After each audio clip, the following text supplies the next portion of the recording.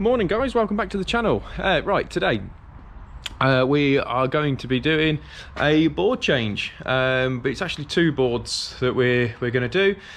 So day one, it is a large property, so we are going to do all the testing today. But yeah, so for those of you who have already subscribed to the channel, thank you very much. I massively appreciate it. And like I say, we like all the comments and stuff, and like I say, I do try and get back to you as quickly as possible. So yes, so in this particular episode, I've got to change these two. Now, when I came here, it was actually for something different. It was an integrated microwave that I had to replace. Obviously, came across that, which was not on the job. This board here, when I came, and I've just out of curiosity, I don't know why, I thought I'll just have a little look at this. These, they weren't in there. It was literally just a bit of tape over that. Nothing there with big massive gaps in it. This was put in a while ago, something to do with, I think it's when they had aircon put in here. But this last inspection was, you can see that, 2004, and it hasn't been touched since. So there's going to be a new Hager RCBO board going in there with SPD. So yeah, so how we go about it is, obviously I'll just run through the kit that you're going to need. So you're going to need voltage indicator. You're also going to need your multifunction tester. We use the Megas. That are the ones that you can use. There's Fluke, Q-Tech, you know, there's all sorts. Torque screwdriver, you're going to need that. You're also going to need, which is an absolute essential, radio. That is an essential item, I'm going to be honest. Also, you're going to need your notepad. You can use, like I say, I've got an iPad that I sometimes use, but I'm just going to write it in there and then do all the paperwork when I get home, which I know is a bit more of a pain in the bum, but it is what it is. So what I'm going to do is I'm going to set you up over there, and we shall get stuck into it, and I'll show you what it's like when we take the covers off. Cheers. Right guys, we're going to get stuck into this and have a look together at the same time. So like I said, I won't go massively into detail on all this because there's way too much to explain what's going on. But how I go about it is turn off each and every breaker and work your way down, because it's just something I've been taught is just, rather than just going bang with your main switch, just work your way across on there. So let's have a little look in here. So luckily enough, I have got some labels on there. One says loft sockets, aircon, computer sockets and lights. So as you can see, it's like a bit of a bird's nest. Great. Right, either way, so let's verify that we've got power there. Yeah, you remember that's not been isolated, so make sure that's off. Nothing coming through the neutral, and then work your way along.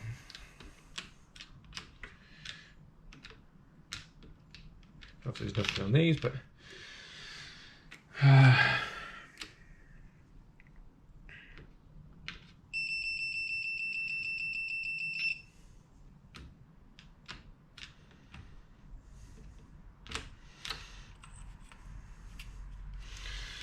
okay.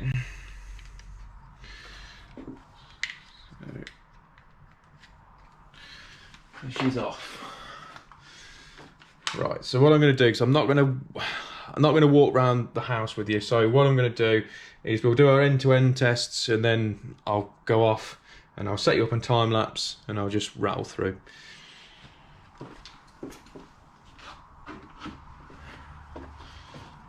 I'm hoping that everything's all roses in the garden. We ain't got to worry about anything.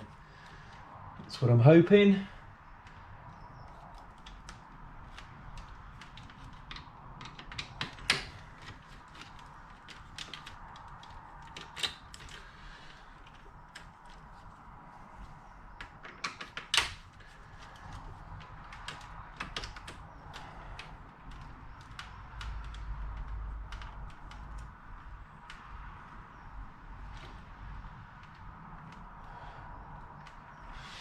Right.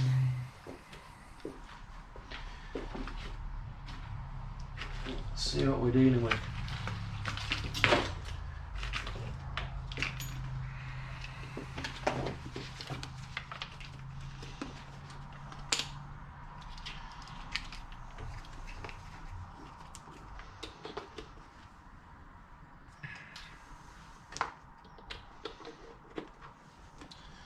Ooh, we might have a handy little shelf there.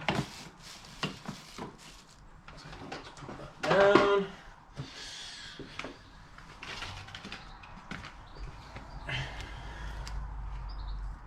So it's very important that you know your leads, because if not, you're not getting a true reading on there. So if you don't know, that is the best way.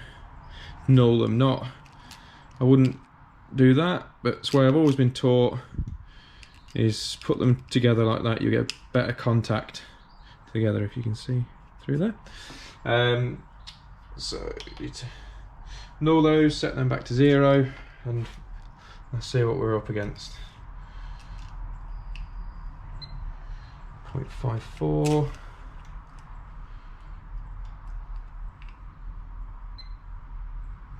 0.52.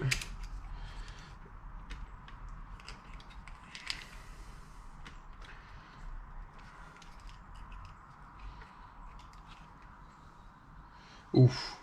2.09. That is high. Right, let's just record what we've got first. On there. So we have, according to that, we have loft sockets.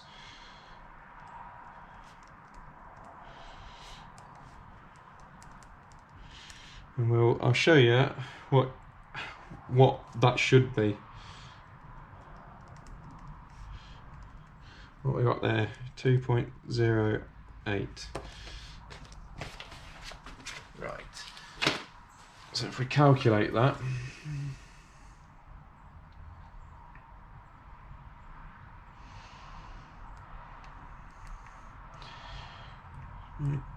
two times 1.67. I should have. That's the reading I should have. Not 2.08. So bad connection somewhere. So that's another one for the job. So what I'll do is I'll do my cross connections here, which is that one to that one, and that one to that one. What I'll do, I'll rattle through the house in the loft. So I'll catch up with you in a bit. Cheers. Right, I've been around the house, well, the loft sockets anyway.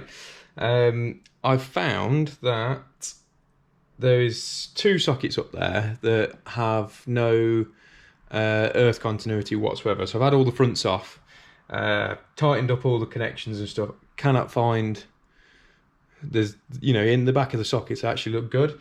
So I don't really understand what that is. That could be that those 2 sockets, for whatever reason, are fed off a different circuit. So we'll rattle through. I've managed to get the values down to 1.1, which is as tight as I can get them. but there's a couple of sockets, the fronts that have got hairline cracks in them, so they'll need replacing. So I'm hoping that I can get that down further. But yeah, so like I say, I've done my insulation resistance test for it, and it's came back as 450, which is fine. So what I'm going to do is I'm going to put these back in. I'm going to set you up, and then I'm going to start rattling through these ones, and then when you catch up with me next, we'll take this cover off together, and we'll see what it's like. I'm hoping that it's going to be all nice and neat and perfect in there, and I haven't got any worries. Yeah, right. Right, let's get stuck into this. There's little labelling, there's not too much, but like I say, work down your circuits, turning them on and off one at a time, and we'll figure out what's going on in here.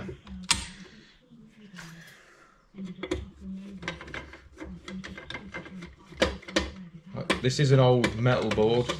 This is original for the house. The house was built in '84 on there. Like I said, this is all going back together today, but I just wanted to give you, an overview of what I do when I start changing the consumer unit. Right, let's take all these out.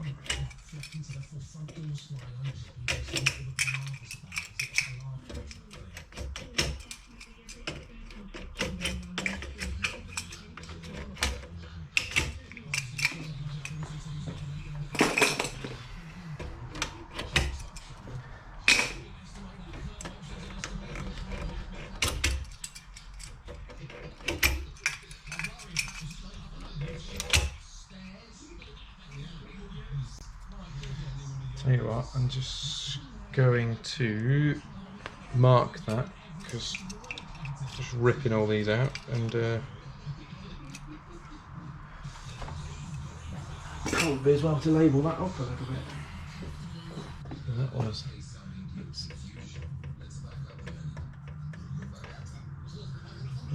CONV. Well, that's whatever the hell that means.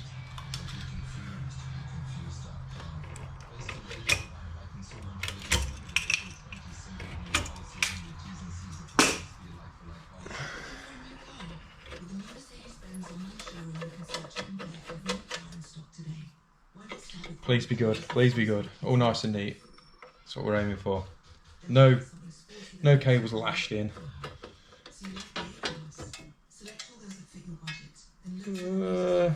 Not too bad.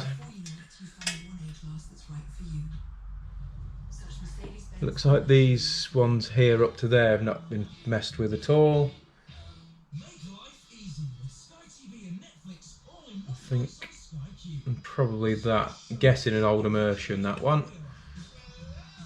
But that one there, what's that do? I'll figure it out. That goes off that way and through. So wherever that goes. Oh, yeah.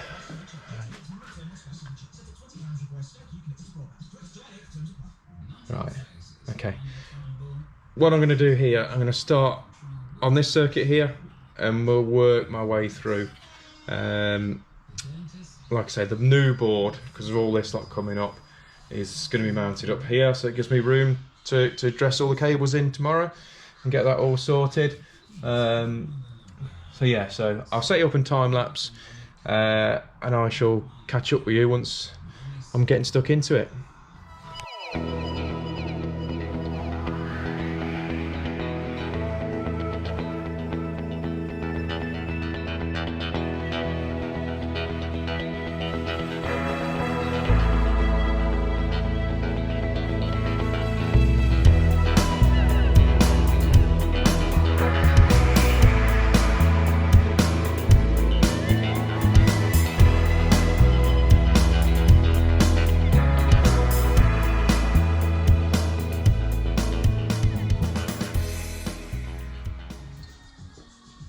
Right, so far I've now figured out what these circuits do on this side. So I've tested this lot out.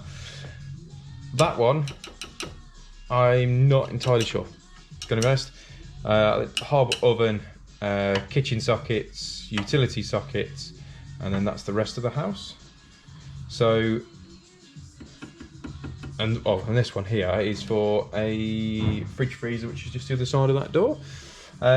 So overall, not too bad. There's a few little bits, but nothing crazy. So yeah, so what? Obviously, you need to unplug absolutely every item of equipment, and also if there is some sensitive equipment, you know, anything with, you know, a processor in it, a PCB board, anything like that in it, and you can't physically undo it, then you do need to make sure you're doing your IR test at a lower rate, at 250, because you don't want to be frying it. But you do need to note it down that there's an item that's sensitive equipment that potentially can be damaged. So yeah, so like I say, I'll get cracking on this one. I'm assuming that one is the immersion, or old immersion, should I say? But yeah, so like I say, I hope you're enjoying these. We're going to make this into a two-part one, so obviously this is going to be part one of doing all your testing, and part two will be how we go about of mounting the new board up. It's a full RCBO board going in here, with SPD, so we're going to probably do that tomorrow, and then we'll show you how to do that side, because I don't really want to walk around the house and show you too much, because the client doesn't want that either, which is fine. So yeah, so like I say, hope you're enjoying the video so far. Like I say, I'll catch up with you once I've done all these testing on these lighting circuits and the immersion. We'll catch up at the end. We'll do a bit of an overview of the installation as it is right now. And yeah, so we'll see you once I've rattled through these. Cheers. Right, that's all the testing done in that house. Right, issues. The downlights upstairs and in the ensuite, they have been installed prior by, should we say, an electrician, and basically they've drilled the original holes out where the joists are. So one thing, basically, so they've just notched the living daylights out of the joists, so they need to be repositioned. So okay, we've got to book them back in for that at a later date. Not only that, there is downlights downstairs in the kitchen and the utility area that were fitted, I think they were fitted about 18 months ago, by, again, another electrician. And basically they decide that CPCs are for losers. Don't need to fit those. They are optional extras. Who needs those? So after explaining the importance of CPCs, they just need to be redone. Also, that she doesn't like, the homeowner doesn't like the actual light anyway, because he's gone for like a cool white, but it's like a super cool white, so it hurts her eyes. She gives her migraines. So we've opted to change those out, but they've put tilting downlights in there that they don't need tilting downlights in it. So the cutout hole's massive. So I'm on the way to the wholesaler now to figure out what options I've got with it. Also the make of the downlight that this chap's installed, I've never heard of it, to be honest. Never heard of it. It's got no stamps on the actual downlight itself, but luckily enough the homeowner has got a spare, which he's said to take that with you. So I'm going to the wholesaler to see whether that's, you know, they've heard of it. If not, it might be just an internet special. So yeah, so like I say, there is remedial work that's going to need to be done. Like I say, I'm going to fit the board tomorrow anyway, the RCBO, because we've discussed that, because all the sockets and stuff that they're still using, there's no RCD protection on it or anything like that. So we're going to get that fitted, and we're going to rebook for the remedial work at a later date. So yeah, so that's where we're at. I really hope you enjoy the videos, and if you haven't subscribed already, don't forget to hit the subscribe in the corner. Give us a thumbs up, leave your comments as usual, and I shall catch up with you in part 2. Cheers.